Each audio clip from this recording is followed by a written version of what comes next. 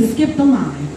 He puts you ahead of the line because God knows that he needs you to do it right now with an urgency. God has you ready to do his will and his word. If he says, I called you to preach, he's going to qualify you to preach. As you continue to read your word, you're already reading your word on a daily basis.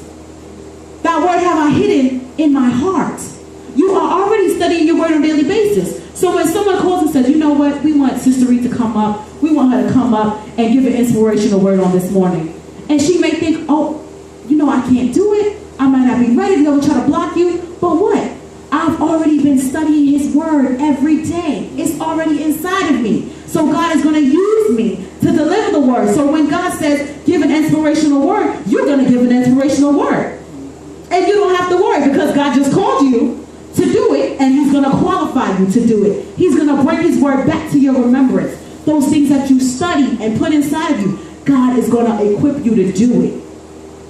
When someone is called to prophesy and to give, they have dreams and visions all the time, and they do not know what those dreams and visions are. They've been doing it since they were little. They have no idea that this is a gifting that God has put inside of them. Then when someone explains, oh, you're going to be a prophet, or you're going to be an apostle, you're going to be going forth and telling people the things that they didn't even think that anybody knew that they were experiencing and going through when they thought they were down and out. Here you come to give them a word. You didn't know what it was, but God called you to do this.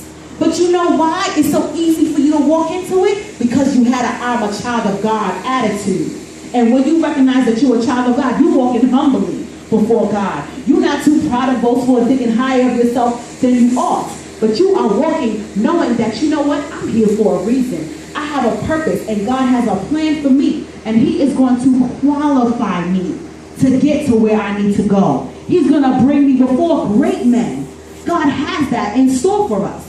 But we have to recognize, remember, each and every day, you have to nail yourself to the cross.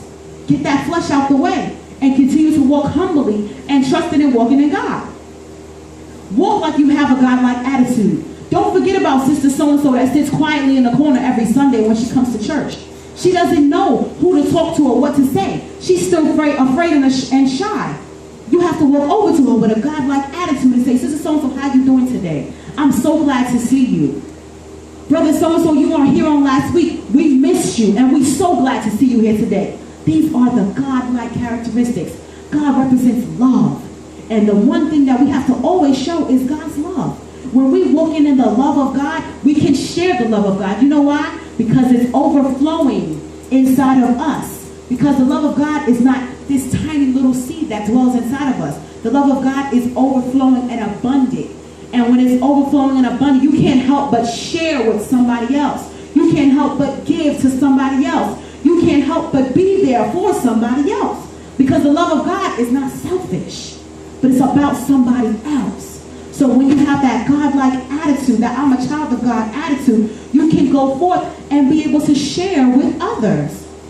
And then you can tell somebody else, now God is using you. You're there because you're destined for greatness. Now you can tell somebody else, Sister So-and-so, God said that he has something great in store for you. He has a blessing for you. On tomorrow, when you open the door, you're going to find food on your step that you were looking for, that you were worried about. Next week, God has a bill paid for you already, and you're trying to figure out how the bill got paid. You are now walking in the destiny and the calling that God has for you. And you are encouraging somebody else. Sister So-and-so, there is a light inside of you. God is going to have you to do great things. He is going to give you the education that you so desire. He is going to have you to teach others. You're going to be over the little children that don't have a say right now. God is going to put you in a place to give them the say that they need, to let them know that they are destined for greatness. Because when we are destined for greatness, we can recognize when somebody else is destined for greatness. And we're not going to leave them behind, but we're going to bring them up behind us and let them know, don't give up.